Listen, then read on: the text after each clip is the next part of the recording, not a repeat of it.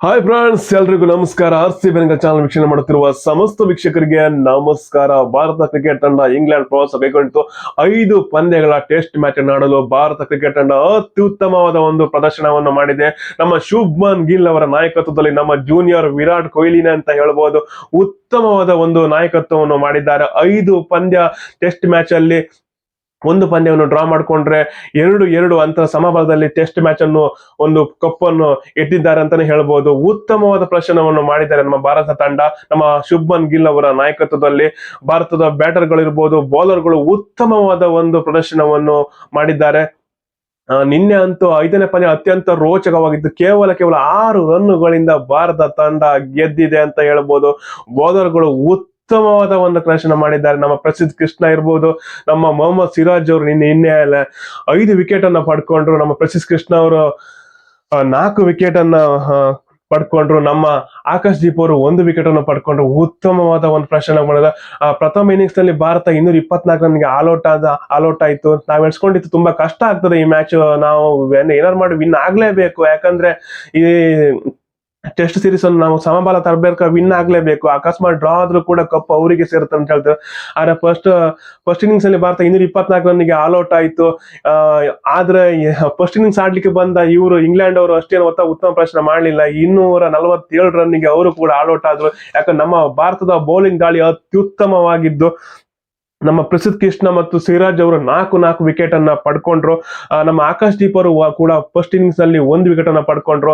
Second innings ನಲ್ಲಿ ನಮ್ಮ ಜೈಸ್ವಾಲ್ ಅವರು ಒಂದು ಸೆಂಚುರಿಯನ್ನು ಹೊಡೆದು ಬಿಟ್ರು. ಉತ್ತಮವಾದ ಒಂದು ಪ್ರದರ್ಶನ ಮಾಡಿಬಿಟ್ರು. ನಮ್ಮ ಆಕಾಶ್ ದೀಪ್ ಅವರು ಕೂಡ ಒಂದು ಆಲ್ರೌಂಡ್ ಪ್ರದರ್ಶನ 66 ರನ್ ಕೂಡ ಹೊಡೆದ್ರು. ಉತ್ತಮವಾದ ಪ್ರದರ್ಶನ. ನಮ್ಮ ಜಡೇಜ್ ಅವರು ಕೂಡ ಒಂದು 53 ರನ್ ಅನ್ನು ಹೊಡೆದ್ರು. ಉತ್ತಮವಾದ ಒಂದು ಕಾಂಟ್ರಿಬ್ಯೂಷನ್ ಆಗಿತ್ತು ಅವ್ರದ್ದು ಕೂಡ. ಹಾಗೆ ವಾಷಿಂಗ್ಟನ್ ಸುಂದರ್ ಅವರು 53 ರನ್ ಅನ್ನು ಹೊಡೆದ್ರು. ಉತ್ತಮವಾದ ಒಂದು ಪ್ರದರ್ಶನ ನಮ್ಮ ಬ್ಯಾಟಿಂಗ್ ನಲ್ಲಿ 2ನೇ ಇನ್ನಿಂಗ್ಸ್ ನಲ್ಲಿ ಭಾರತ ಕೊಟ್ಟಿತ್ತು. 396 ರನ್ ಹೊಡೆದು ಭಾರತ. ಅವರಿಗೆ ಗೆಲುವಿಗೆ 374 ರನ್ ನಾವು ಒಂದು ಟಾರ್ಗೆಟ್ ಅನ್ನು ಕೊಡ್ತು.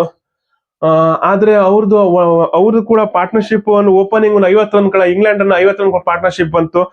ನಂತರ 100 ರನ್ ಒಳಗೆ ಅವ್ರದ್ದು 3 ವಿಕೆಟ್ ಪಡ್ಕೊಂಡ್ ಆದರೆ ಒಂದು ಉತ್ತಮವಾದ ಒಂದು ರೂಟ್ ಮತ್ತು ಬ್ರೋಕ್ ಅವರು ಉತ್ತಮವಾದ ಒಂದು ಪಾರ್ಟ್ನರ್ಶಿಪ್ ಮಾಡಿದ 195 ರನ್ಗಳ ಪಾರ್ಟ್ನರ್ಶಿಪ್. ಅದು ನಮಗೆ ತುಂಬಾ ಹಿನ್ನಡೆ ಆಯಿತು. ನಾವೆಲ್ಲೂ ಸೋಲ್ತೇವೆ ಅನ್ನುವ ಒಂದು ಭಾವನೆ ಎಲ್ಲರಲ್ಲೂ ಕೂಡ ಬಂತು.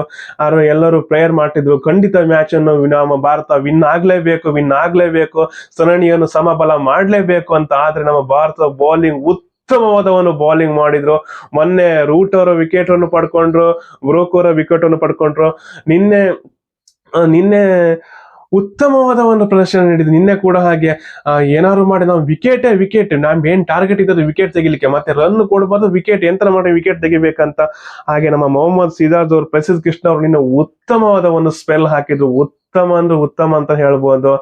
ಅವರಿಗೆ 367 ರನ್ನಿಗೆ ಅವರು ಆಲ್ಔಟ್ ಆದ್ರು. 6 ರನ್ನುಗಳಿಂದ ಭಾರತ ಕ್ರಿಕೆಟ್ ತಂಡ ಗೆದ್ದಿತ್ತು ಸಮಬಲ. ನಾವು 3ನೇ ಟೆಸ್ಟ್ ಮ್ಯಾಚ್ ಅಲ್ಲಿ ಕೇವಲ 22 ರನ್ ಅಂದ್ರೆ ವಿನ್ನಿಂಗ್ ಹತ್ರ ಬಂದು ನಾವು ಆ ಮ್ಯಾಚ್ ಅನ್ನು ಸೋಲ್ತು. ಆದ್ರೆ ಅವತ್ತು ಆ ಮ್ಯಾಚ್ ನಾವು ಏನಾದ್ರೂ ಮಾಡಿ ವಿನ್ ಆಗಿದ್ರೆ ಇವತ್ತು ಕಪ್ ನಮ್ಮದೇ ಇರ್ತಿತ್ತು. ಅವ್ರಿಗೆ ಏನು ತೊಂದರೆ ಇಲ್ಲ. 2-2 ಸಮಬಲ ಅಂತರದಲ್ಲಿ ಭಾರತ ಗೆದ್ದಿದೆ. ಭಾರತ ಕಪ್ ಅನ್ನು ಬಿಟ್ಟುಕೊಡ್ಲಿಲ್ಲ. ಅದೊಂದು ಮಾತು ಹೇಳ್ತಾರೆ, ಜಮೀನ ನಿಮ್ದು, ಗೆಲುವು ನಮ್ಮದು ಅಂತ ಹಿಂದಿಯಲ್ಲಿ ಹೇಳ್ತಾ ಇದ್ರು ಕಾಮೆಂಟೇಟರ್ ಎಲ್ಲ. ತುಂಬಾ ಖುಷಿ ಆಗ್ತಿತ್ತು. ಉತ್ತಮವಾದ ಪ್ರದರ್ಶನ ಮಾಡಿದೆ. ಹೀಗೆ ಮುಂದೆ ಕೂಡ ಉತ್ತಮವಾದ ಪ್ರದರ್ಶನ ಮಾಡ್ತಾ ಇರಲಿ. ಇದೇ ನಾಡ್ದು ಸೆಪ್ಟೆಂಬರ್ 9ರಿಂದ ನಮ್ಮ ಏಷ್ಯನ್ ಗೇಮ್ಸ್ ಏಷ್ಯಾ ಕಪ್ ಆಡ್ತಾ ಇದೆ ಭಾರತ. ಅಲ್ಲೂ ಕೂಡ ನಮ್ಮ ಉತ್ತಮವಾದ ಪ್ರದರ್ಶನ ಬರಲಿ. ಏಷ್ಯಾ ಕಪ್ ಕೂಡ ಈ ಬಾರಿ ನಮ್ಮದೇ, ಗೆಲುವು ನಮ್ಮದೇ ಆಗ್ಲಿ ಅಂತ ಹೇಳುತ್ತಾ ವಿಡಿಯೋ ಇಷ್ಟ ಆದ್ರೆ ಖಂಡಿತ ಲೈಕ್ ಮಾಡಿ, ನಿಮ್ಮ ಫ್ರೆಂಡ್ಸಿಗೆಲ್ಲ ಶೇರ್ ಮಾಡಿ. ಆಗ ಮುಂದಿನ ವಿಡಿಯೋಗೋಸ್ಕರ ಕಾಯ್ತಾ ಇರಿ ಅಂತ ಹೇಳ್ತಾ ಟಾಟಾ, ಬಾಯ್ ಬಾಯ್, ಸಿ ಯು ಅಗೈನ್.